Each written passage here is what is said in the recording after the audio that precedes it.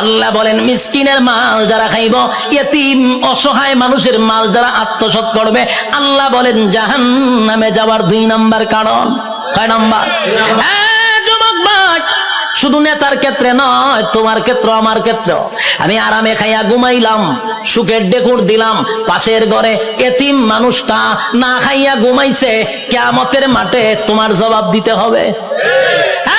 তুমি খাইলা, পাশের ঘরের মানুষটা আজকে খাইলো না অভাবের কারণে, আল্লাহ কয় জবাব দিতেইব।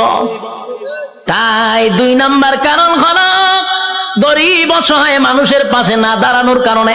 টাকা আছে, পয়সা আছে, এরপরও তুমি গরিবদের পাশে দাঁড়াও না। এই টাকা দিয়া শুধু নিজের বুঝলা, গরিবের পাশে দাঁড়াও না। আল্লাহর কসম, জাহান্নামে যাওয়ার 2 নাম্বার কারণ।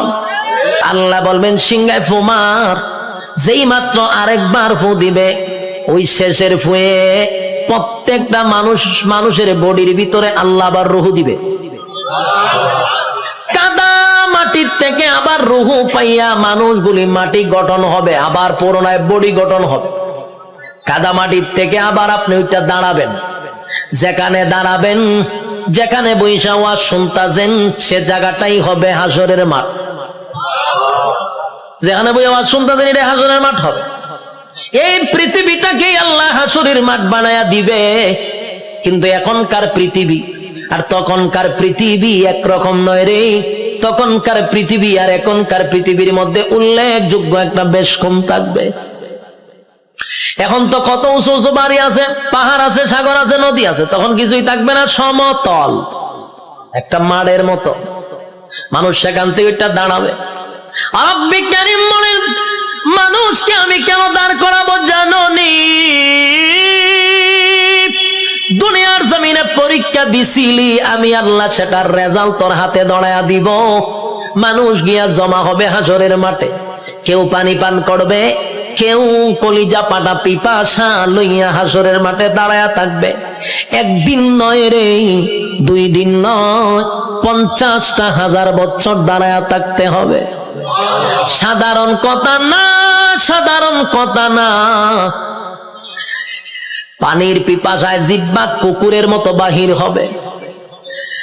আল্লাহর পয়গম্বর বরকতে হাত দিয়া কাউকে পানি পান করাবে, আর কেউ পানি না পান করে হাসরের মাঠে দাঁড়ায়া থাকতে হবে। 50,000 বছর বাড়ির কাছে না, সূর্যের তাপে মানুষের মাথার মগজগুলি গলে গলে পড়বে, জিহ্বাটাও বাহির হবে।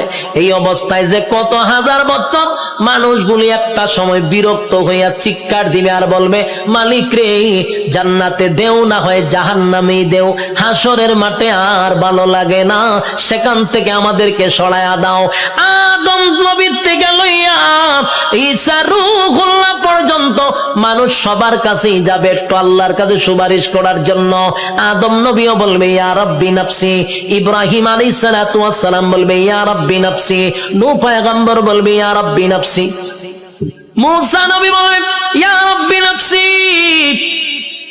এইভাবে 1,02,24,000 পয়গম্বর ইয়া ঈসা আলাইহিস সালাতু ওয়াস সালাম পর্যন্ত সবাই একটা কথা বলবে, ইয়া রাব্বি নাফসি। আমার কি উপায় হবে? আজকে আল্লাহর সামনে কথা বলার সাহস কোনো নবীর হবে না। কথা বুঝতেছেন আমার? আল্লাহ এত রাগান্বিত। এই যুবক ভাই, আলোচনার শুরুতেই বলেছিলাম আল্লাহর নাম রহমান, দয়া মায়া বেশি, কিন্তু আল্লাহর গজব আমরা এখনো দেখি নাই। সেটা হাসরের মাঠে দেখব।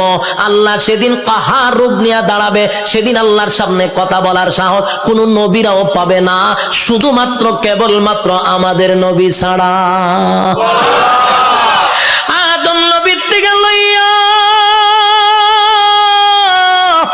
ঈসা রূহুল্লাহ পর্যন্ত একটা কথাই বলবে, ইয়া রাব্বি নাফসি। আমার কি উপায় হবে গো? আল্লাহ খালি তর্জনী তর্জন আর গর্জন দিবে, তর্জন আর গর্জন দিবে, আর বলবে নাফরমানরা আমার নিয়ামত খাই আমার নাফরমানি করছস, আজকে দাঁড়া কেউ কথা বলবে কিনা। আল্লাহ সেদিন বলবেন লিমানিল মুলকুল ইয়াউম, এই পৃথিবীর রাজা বাদশারা দাঁড়া, হামাইন্নারে ডাক দিব, নমরুদ্দারে ডাক দিব। আল্লাহ সেদিন বড় বড় ক্ষমতাশীলরে ডাক দিবে, নমরুদ্দা দাঁড়া, ফেরাউন্না দাঁড়া। আল্লাহ বলবেন সাজ্জাদ দাঁড়া।